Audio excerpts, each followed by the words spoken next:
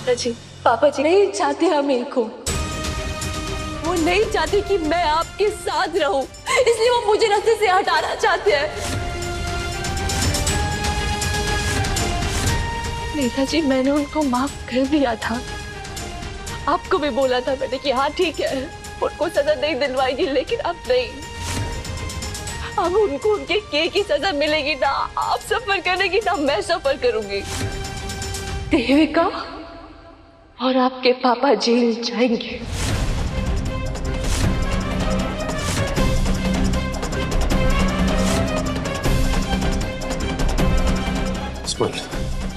देखो देविका भाभी जेल जरूर जाएंगी, ये तुम्हारे तीर्थ का तुमसे वादा है, लेकिन मैं पापा को कैसे जेल भेज सकता हूँ? कैसे मतलब?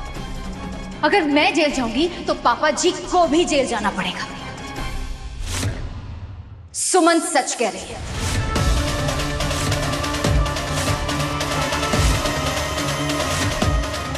पापा जी और मैं जो कुछ भी कर रहे हैं सालों से साथ में कर रहे हैं।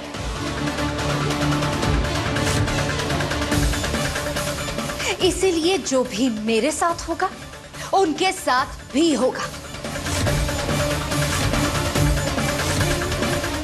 तो जो भी फैसला लेना है सोच समझ के लीजिए। नहीं नहीं लड्डू, इसकी बातों में मत आना। ये बहुत शातिर है, मैं इसे बहुत अच्छी तरह जानती हूँ। ये झूठ बोल रही है। तुम्हारे पापा जी ऐसा क्यों करेंगे? वो तो खुद जिंदगी से लड़ रहे हैं। वो कोई नाटक नहीं कर रहे, वो ऐसा नहीं करेंगे। क्या आप अपनी जिंदगी के लिए लड़ रहे हैं? मतलब? हाँ भाई, पापा को बहुत मेजर हार्ट रहता है। नेताजी इनकी बात मत मानिए। ये अपने पापा का सच देख ही नहीं पा रहे, ये सब नाटक कर रहे हो। उनको हार्ट अटैक वगैरह कुछ नहीं आया है।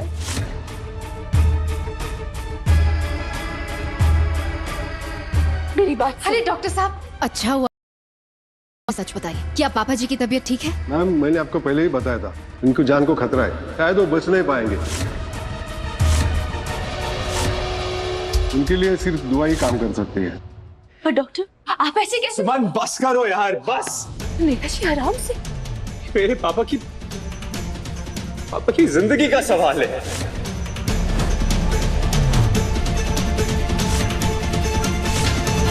क्या कर रही हो? नेताजी, चलो मानता हूँ कि पापा जो भी बोल रहे हैं झूठ बोल रहे हैं, उन्होंने जो भी किया वो गलत किया। ये भी मानता हूँ कि तुम जो कह रही हो वो एकदम सच है, पत्थर की लकीर है, एकदम सही। लेकिन जरा सोचो, अगर 1% भी तुम्हारी बात गलत हुई और ये जो डॉक्टर यहाँ पे ये कह के गए हैं, उनकी जरा सी बात में अगर सच्चाई हो और पापा को अगर कुछ हो गया, तो क्या तुम अपने आप को माफ कर पाओगी? क्या मैं तुम्हें माफ कर पाऊंगा? मैं तुम्हें जिंदगी भर नहीं माफ कर पाऊंगा। इसीलिए सुमन, जब तक मेरे पापा ठीक नहीं हो जाते, हम इस बारे में बिल्कुल बात नहीं करेंगे। अभी मुझे मेरे पापा से मिलना है। प्लीज मुझे मेरे पापा से आराम से। Please please.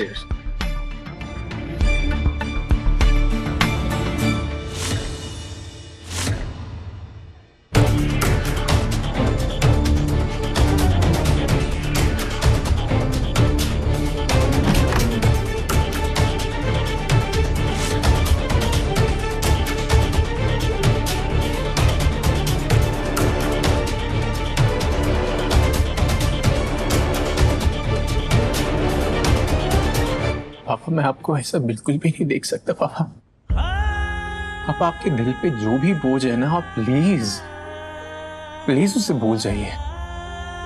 अगर आपको लग रहा है कि आपने मुझ पे गोली चलाई है, तो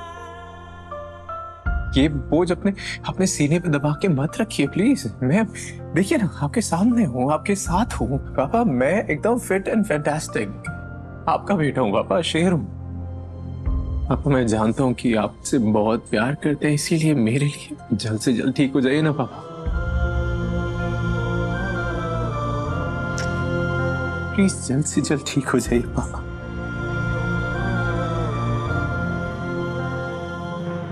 तीर्थ भैया को तो घुमा लिया, लेकिन कब तक घुमाएंगे?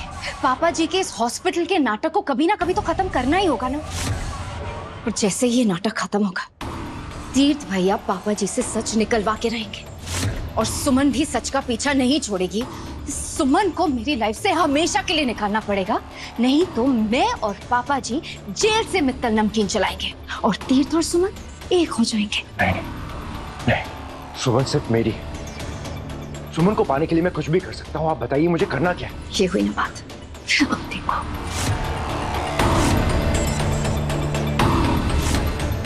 समझ गए।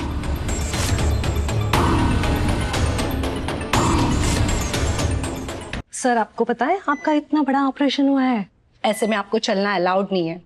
आप कोई सुपर हीरो नहीं है सर, यहाँ से आप हिलिएगा नहीं।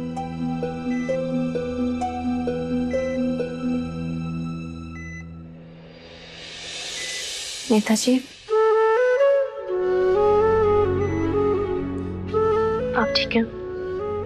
तुम हो तो मुझे कुछ कैसे हो सकता है?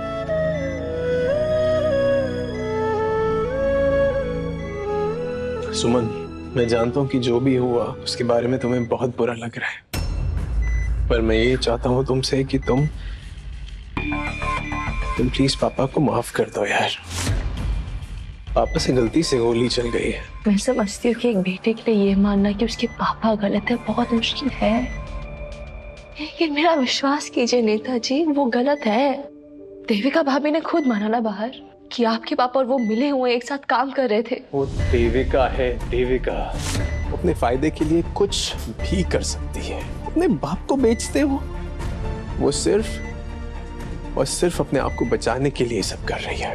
पर नेताजी, मैंने खुद अपनी आंखों से देखा, खुद कानों से सुना है। आपको लगता है कि मैं आपसे झूठ बोल रही हूँ? मेरी सुमन इंदौरी कभी मुझसे झूठ नहीं बोल सकती, ये मैं जानता हूँ। कि वो जो है ना देविका, वो सिर्फ तुम्हें सुनाने के लिए, तुम्हें दिखाने के लिए ये सब कर रही है, ताकि तुम्हारे जहन में पापा गलत साबित हो जाए। वो सिर्फ उसका प्लान है, उसका षड्यंत्र है। तुम जानती तो हो देविका को। मैं एक बात पूछूं? अगर ये बात साबित हो गई कि आपके पापा और देविका साथ में काम कर रहे थे, साथ में सबको बेवकूफ बना रहे थे, फिर आप क्या करेंगे?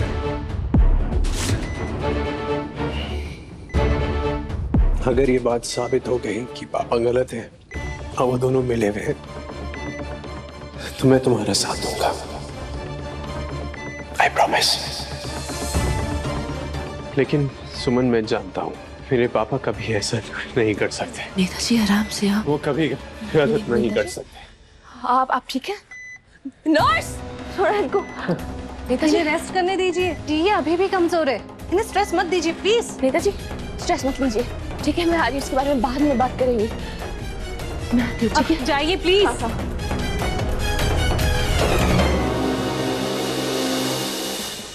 अब क्या करेगी दीदू? क्या तू भूल गई है कि तू भोपाल से वापस यहाँ क्यों आई थी? तू भूल गई है कि ऋषि भाई को इंसाफ भी दिलाना है? मैं कुछ नहीं भूली। अच्छा, ऐसा लग तो नहीं रहा।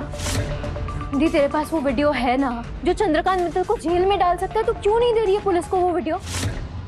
दी, उस वीडियो में साफ साफ पता चल रहा है कि चंद्रकांत मित्तल ने बोला था देविका को ऋषि भाई को मारने के लिए। दी, मुझे पता है कि जब तक चंद्रकांत मित्तल बीमार है पुलिस उसको अरेस्ट नहीं करेगी, पर एटलीस्ट केस फाइल तो हो सकता है ना? क्यों नहीं कर रही है, मुझे समझ नहीं आ रहा। दी, अगर तेरे हाथ कांप रहे हैं ना, तो मुझे बोल, मैं ऋषि भाई को इंसाफ दिलाऊंगी। मैं वो वीडियो मैं दिलाऊंगी उसको इंसाफ। मेरा भी भाई था वो भूमि, और तुझे बीच में पढ़ने की जरूरत नहीं है। मैं सिर्फ इसका वेट कर रही हूँ कि नेताजी को सच पता चल जाए, ताकि उनको ये लगे जो हम कर रहे हैं वो सही है, हम कुछ गलत या कुछ बेवजह नहीं कर रहे हैं। और मैं जानती हूँ मैं क्या कर रही हूँ, तो तू बीच में मत आ, इंटरफेयर मत कर। और मैं चंद्रकांत मित्तल को जेल भिजवा के रहूंगी।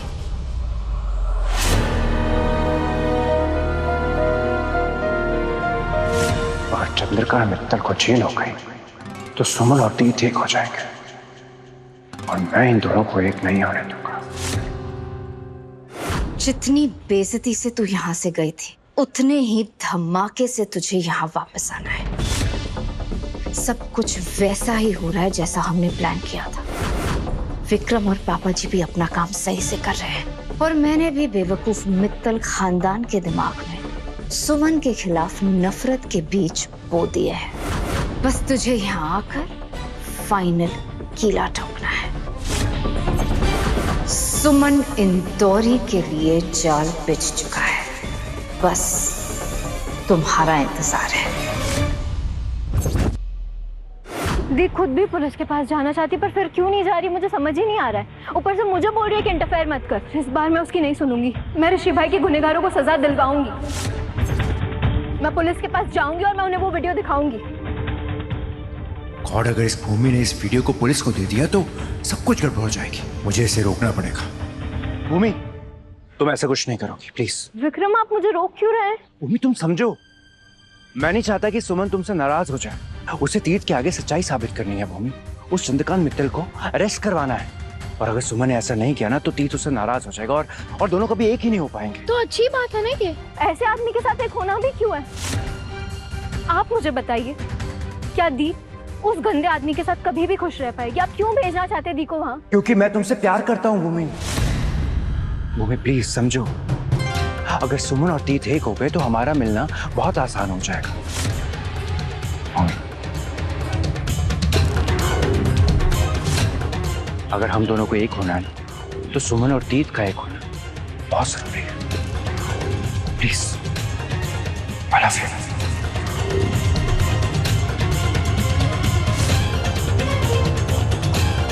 I love you too, Vikram.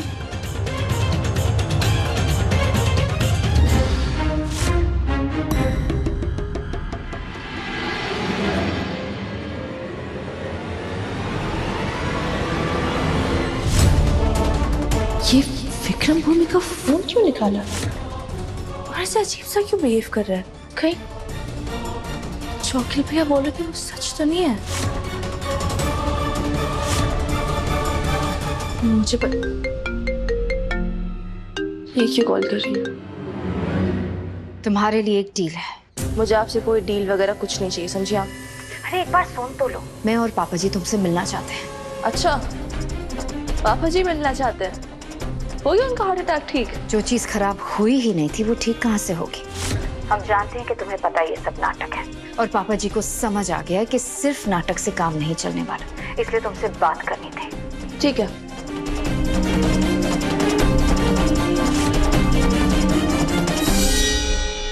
Thank you Ganesh ji. मैं रास्ता ढूंढ रही थी और मैं जहाँ खड़ी आपने वही रास्ता बना दिया। अब मैं नेताजी को सच साबित कर पाऊंगी। एक तरफ उसका लड्डू है जो अभी अभी मौत के मुंह से बच गया है, और दूसरी तरफ मेरे पति है जो अभी भी मौत से लड़ रहे हैं। देखना लड्डू, एक ही दिन पे मेरी पूरी दुनिया उलट पुलट होकर। एक शेरनी का बेटा हूँ, मुझे कुछ नहीं हो सकता कि तुम, और शेरनी का पति जो होता है वो शेर होता है। शेर चाहे जितना भी बुरा क्यों ना हो जाए हमेशा ताकतवर रहता है। हम दोनों में से किसी को कुछ नहीं होगा। क्या फायदा है ऐसी ताकत का? अगर तेरे पापा बच भी गए तो सुमन उन्हें जेल भिजवा के रहेगी। इस उम्र में ऐसी हालत में वो जेल में बच नहीं पाएंगे। तो सुमन ने जो देखा, जो सुना, मुझे पूरा यकीन है कि ये सिर्फ देविका भाभी की चाल थी। अगर देविका की चाल भी थी तो क्या सुमन को दिखाई नहीं दी? दिखाई नहीं दी क्योंकि हम सब ने मिलके सुमन के साथ इतना गलत किया है ना कि उसका विश्वास अब हमारे ऊपर से उठ चुका है। मानती हूँ हमने तेरी सुमन के साथ बहुत गलत किया है लड्डू, उसका पछतावा भी है मुझे, लेकिन हकीकत तो यही है ना बेटा, अगर उसने तेरे पापा जी को जेल भिजवाया तो क्या उसका भाई वापस लौट कर आने वाला है? नहीं आएगा ना। लेकिन तेरे पापा जी अगर जेल गए तो वो बच नहीं पाएंगे, नहीं बचेंगे वो लड्डू।